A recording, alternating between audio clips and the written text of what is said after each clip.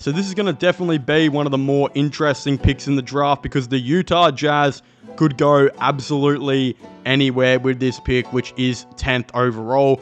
Again, I've kind of got like a bit of a mixture of what they need, but also best available. As the guy I'm selecting right now, some people think could legitimately jump to being a top 7 player, top 6 player, depending if his workouts go good or not. Again, it's going to be interesting because this draft is not too heavy with extreme talent that the Jazz might just only be able to get a role play with a 10th overall pick, which is fine. I'm sure they'll be happy for that now. And yeah, I don't know. I don't know if are they going to tank? Are the Utah Jazz going to tank, or are they going to build around Larry Markkinen, go out and get a second star?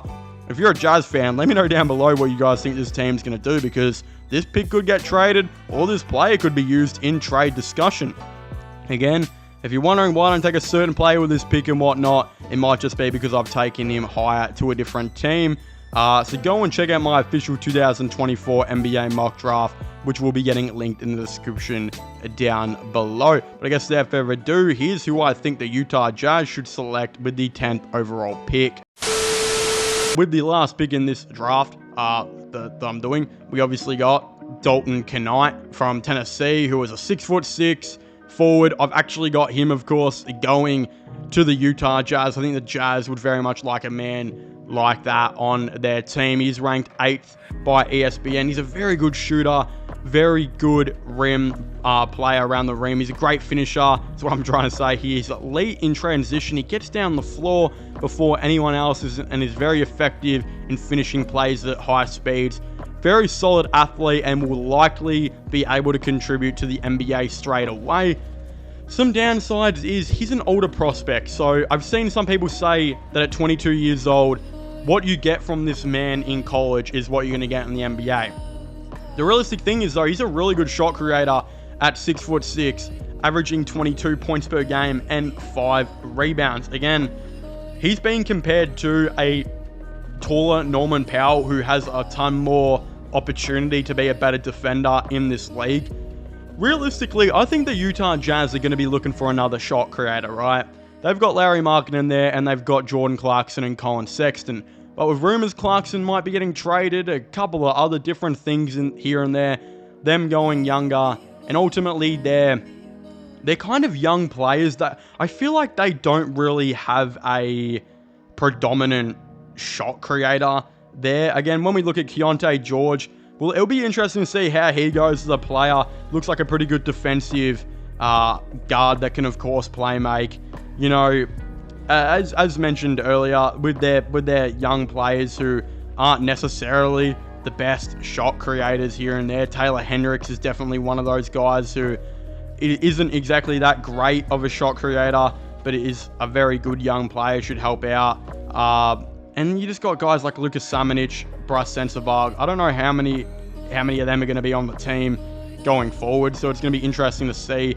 But I feel like you're going to be looking to bring in a shot creator who can help out Larry Markkinen here. And even though he's a little bit older, there's not exactly too much else at this pick where you can get a lot better. And as I said, Knecht is ranked number 8 overall, and he's a man that's putting up like 22 points per game. I believe he might be actually putting up more points per game than nearly everyone else in the draft, which some might be seen as sad, but realistic thing is this man is an absolute beast, and he has been in college. Again, there are a lot of experts who really, really like what they see out of Knecht, and some even say if this man does do a little bit better in the workouts and obviously the interviews and whatnot, he could very easily find himself in the top 5. So when I'm looking at the Jazz right now, I'm thinking, look, they need a shot creator.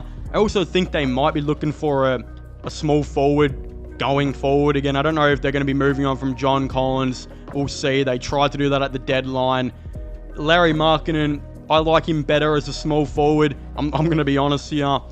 But having that man play small ball center, which he had to do for the Jazz this season, was just not great. And watching him and Collins together as a center and power forward duo was also not the greatest thing ever.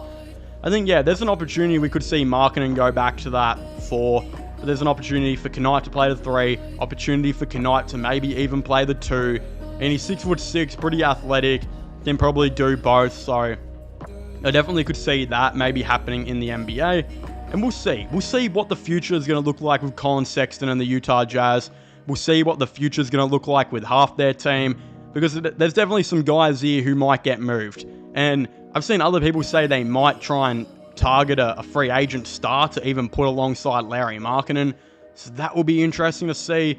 There's a lot going on with this Utah Jazz team, and maybe the 10th pick also very well gets traded. We'll definitely have to wait and see, but I think Knight is a very good player, arguably nearly the best shot creator in this whole entire draft. You're making it happen. He's a great shooter, and I think he does fit this Utah Jazz team really, really well. So that's why I've got him going with the 10th overall pick. But of course, if you haven't already, please make sure to leave a like and subscribe to the channel. Comment your thoughts and opinions down below. Did you guys like this mock draft, or did you guys not? Who would you disagree with, and whatever it might be? Let me know your thoughts and opinions. Subscribe to the channel for all the latest NBA content, NBA news, draft content, all that type of stuff. And don't forget to subscribe to my IRL/vlog channel, gaming channels. All of them will, of course, be getting linked in the description down below. But as I was saying, please make sure to leave a like, subscribe, and comment. And I'll see you guys next time. Goodbye.